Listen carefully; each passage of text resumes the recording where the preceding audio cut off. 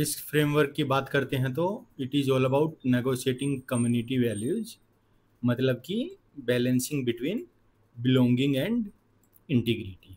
ठीक है, क्या बोल रहा है यहाँ पे कि every community, whether it's cultural, professional, religious और social, operates on a shared set of values.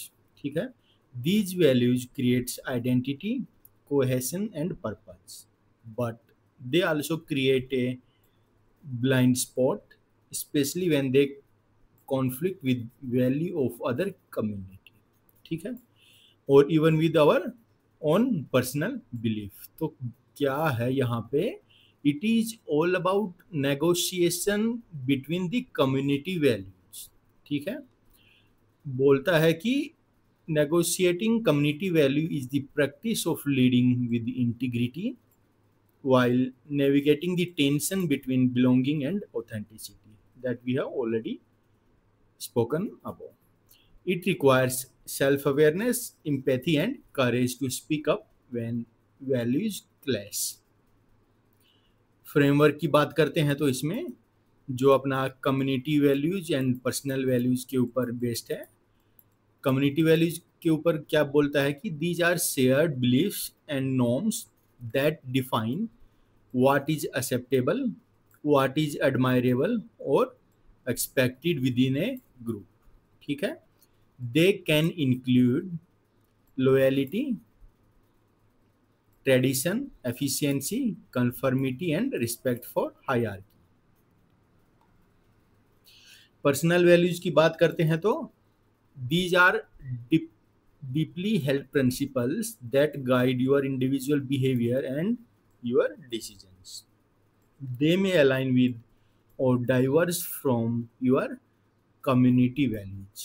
Examples can be आपका honesty हो गया, justice हो गया, innovation हो गया, compassion हो गया और आपका equality हो गया। ठीक है, अब हमारे दिमाग में एक चीज आती है कि why this matters in leadership. Reason is because alignment builds trust.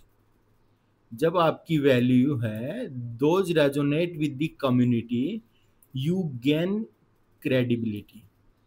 ठीक है, कहता है कि डिजोनेंस क्रिएट अपॉर्चुनिटी, मतलब कि when your values differ you can challenge the status quo and you can lead the change.